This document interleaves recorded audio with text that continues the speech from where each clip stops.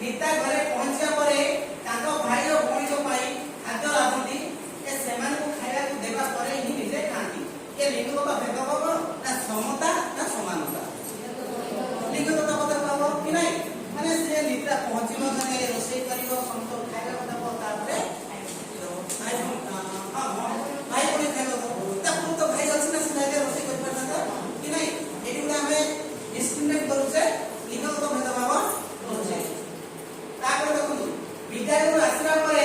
प्रतिदिन सुमित ताको भाई भणी को पोशाक धोइतांती सेमान को हर दिन विद्यालय जिबा पे प्रस्तुत होती सुमित ना वार्ड जो अछि नाडी अछि से कोटी ना सेठी कोटी से कोन करछि भाई भणी को पोशाक धोछि ता सहित भाई भणी माने के विद्यालय में प्रस्तुत होछि एटा हम कोन देखि पाइबा